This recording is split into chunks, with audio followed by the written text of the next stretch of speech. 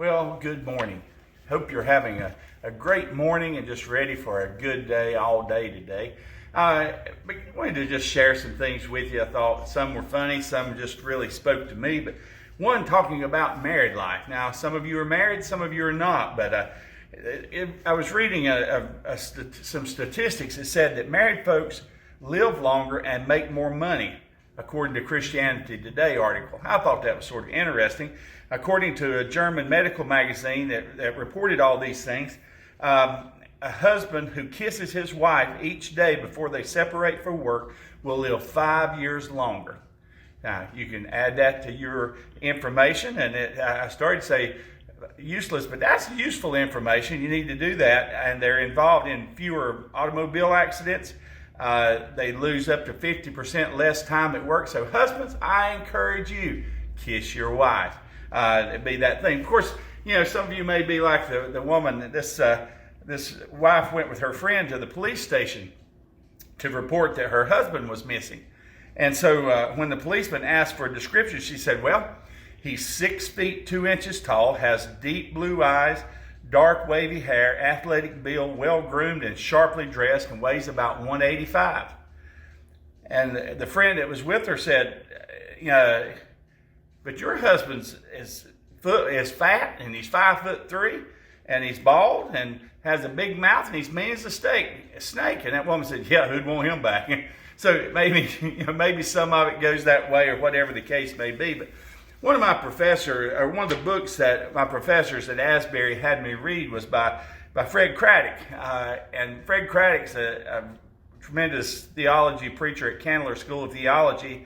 And he said, I wanted to share just a snippet out of one of his books. He said, to give my life for Christ appears glorious. To pour myself out for others, to pay the ultimate price of martyrdom, I'll do it. In other words, I'll give my life for Christ, is what he was saying. He said, I'm ready, Lord, to go out in a blaze of glory. And, he went on to say, we think giving our all to the Lord is like taking a $1,000 bill and laying it on the table. Here's my life, Lord, I'm giving it all to you. But the reality of it is, for most of us, is that he sends us to the bank and has us cash in that $1,000 for quarters. And we go through life putting out 25 cents here, 50 cents there. We listen to our neighbor's kids' troubles instead of saying, get lost. We go to a committee meeting. We give a cup of water to a shaky old man in a nursing home. And then usually giving our life to Christ isn't glorious. It's done in all these little acts of love, 25 cents at a time. In other words, just a little bit of giving ourselves all the time. It would be easy to go out in a flash of glory, he says, but it's harder to live the Christian life little by little over the long haul. That's radical conversion. That's what Christ wants for us, radical conversion. That's part of why we're working on this huge comeback, the great comeback services that we're going to have, and because our life needs to change. We need that radical conversion. And it's being faithful when no one cares and no one notices. And Dr. Craddock goes on to say it's spending our 25 cents doing the right thing when no one is watching, when we could have easily done the wrong thing. It's being faithful in the mundane and the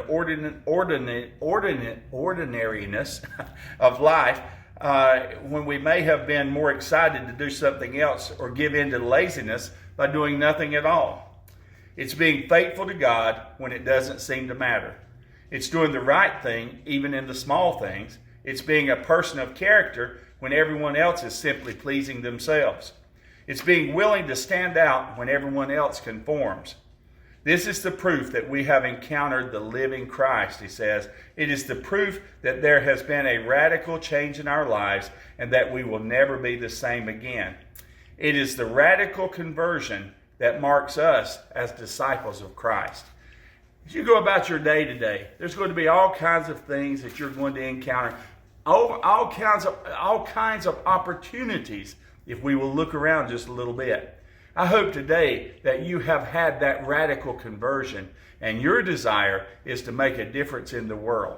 So go out into the world and make a difference and see how God will bless you. Have a great Wednesday.